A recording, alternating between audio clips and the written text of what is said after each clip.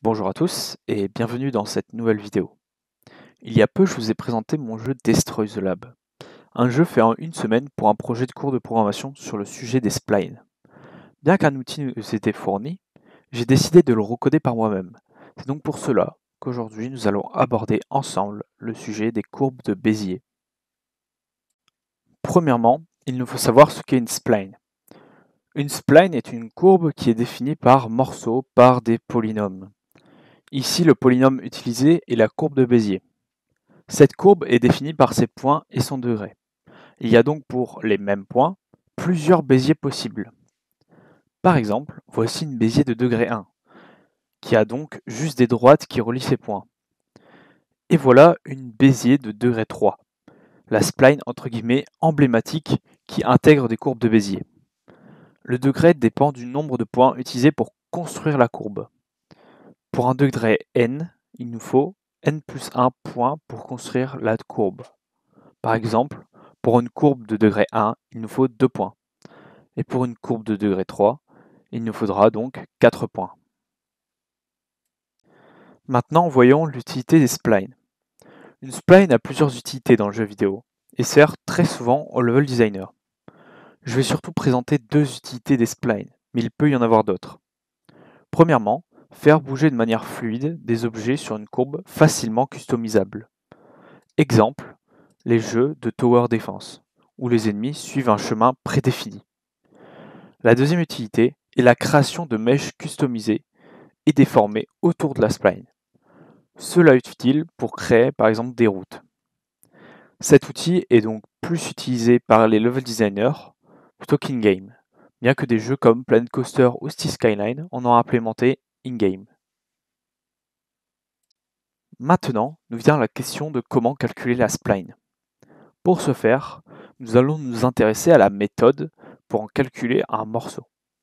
Tout d'abord, le morceau de la spline se nomme courbe de Bézier cubique et est composé de 4 points. Les points d'arrivée et de départ, P0 et P3, ainsi que 2 points directionnels, P1 et P2. En informatique, on ne peut pas réellement tracer une courbe. Pour le faire, on simplifie la courbe en nombre limité de points et l'on trace des droites entre ces points.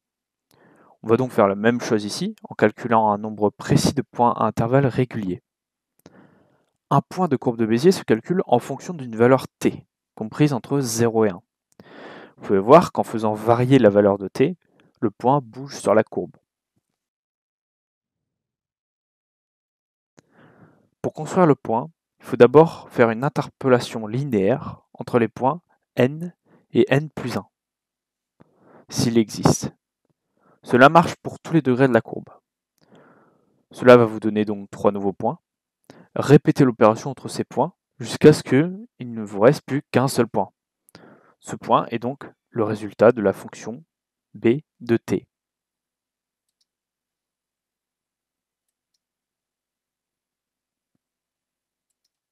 Maintenant, on va passer au calcul, en transformant la méthode de construction en fonction. Si l'on se base sur ce que l'on a vu auparavant, voici la recette de construction de la Bézier que vous pouvez voir sur l'écran. Sachant que la formule de l'interpolation linéaire est 1 moins t facteur de a plus t fois b, je vous épargne les démonstrations, mais nous arrivons à cette formule qui est b de t est égal à p0 facteur de 1 moins t au cube plus 3 fois p1 fois t facteur de 1 moins t au carré plus 3 fois p2 fois t au carré facteur de 1 moins t plus p3 fois t au cube. Cette formule permet de calculer n'importe quel point de la courbe. Cela est donc très facile à intégrer au code malgré sa longueur phénoménale. Après avoir calculé l'équation pour une courbe, il faut maintenant savoir le faire pour toute la spline. Pour ce faire, il faut savoir sur quel Bézier on calcule le point et ensuite modifier la valeur de t. Je vais proposer un exemple d'une spline de 3 Béziers. Comme la courbe de la spline est définie entre 0 et 1, il faut donc diviser l'intervalle 0,1 en 3 parties. De là, on peut donc savoir sur quelle courbe on calcule le point. Pour n courbes, l'idée de la courbe est égale à l'arrondi à l'inférieur de t fois n. Pour t égale 0,5, pour 3 courbes, ça fait 0,5 fois 3 est égal à 1,5, et donc arrondi à l'inférieur, ça fait 1. Pour trouver la nouvelle valeur de t de la courbe, il suffit de faire facteur de t fois n moins l'idée de la courbe. Donc, pour t égale 0,5, on calcule donc le point sur la C1 avec t égale 0,5. Maintenant que l'on sait calculer la position d'un point pour n'importe quelle valeur de t, il faut savoir le vecteur de direction de la spline. Pour cela, il nous faut une autre formule qui nous donnera donc ce vecteur pour n'importe quelle valeur de t. Donc pour cela, il nous faut dériver la fonction b de t.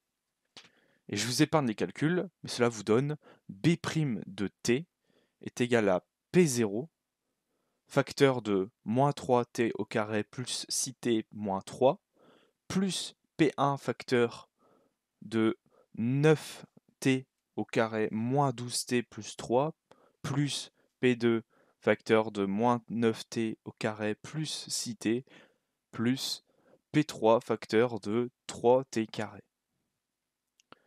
Pour avoir la pure direction, il faut normaliser le vecteur que l'on aura en résultat.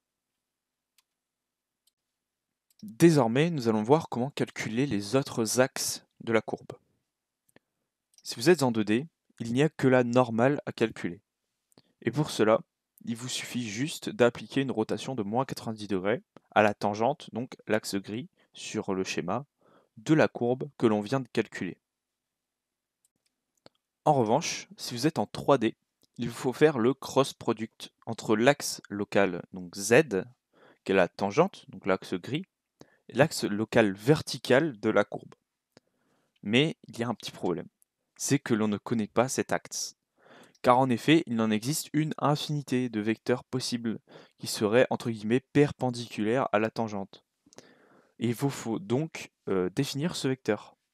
Donc nous allons choisir pour l'instant le vecteur up 0, 1, 0. Donc pour l'instant. Donc maintenant nous voilà dans Unity et je vais vous montrer donc quelques features vite fait de mon touche de spline.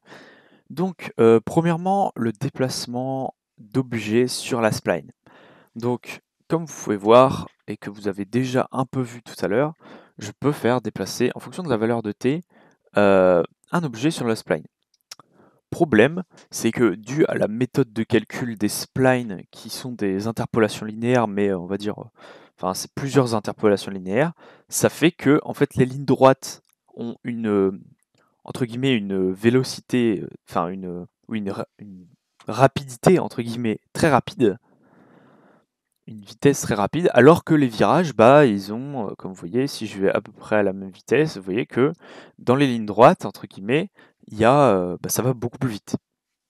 Et donc ça, c'est dû à la méthode de calcul. Du coup, il existe une solution que bah, du coup j'ai faite et qui s'appelle la paramétrisation. Et en fait, la paramétrisation, c'est que notre courbe, on va la redécouper en plein de points parce qu'on ne peut pas calculer donc la longueur d'une courbe réellement bah, enfin voilà, on ne peut pas réellement la calculer, mais on peut calculer donc des longueurs de segments et donc faire bah, un segment, on sait calculer donc sa longueur, et du coup on additionne tous les segments et ça nous donne la longueur de la courbe approximative. Et après, bah, du coup, on divise et on remap t pour qu'en fait t soit, par exemple, s'il est à la moitié, bah, il sera à la moitié de la distance totale en fait. Et donc, du coup, je l'ai fait, je vais vous montrer rapidement. Donc, on va mettre compute point, donc non pas distance. Donc ça, c'est vraiment si on veut compute par rapport à la distance, donc en unité d'Unity. Mais nous, c'est par rapport à t, donc c'est compute point uniforme. Voilà. Donc uniforme parce que la vitesse, entre guillemets, est uniforme. Tac, il reload. Et on peut voir que, hop, si jamais je lance, tac, Voilà. Oui, c'est parce qu'il y a un petit problème. Hop. Donc vous voyez que là, il n'y a plus le problème de vitesse et que bah en fait on va tout le temps à la même vitesse. Voilà. Donc également dans cet outil de spline, j'ai créé donc une fonction qui permet de placer des mèches sur une spline, donc des mèches customisées. Donc là par exemple, pour l'exemple, j'ai pris le mesh de capsule d'Unity, voilà. Et donc c'est ici en fait, on peut paramétrer. Hop.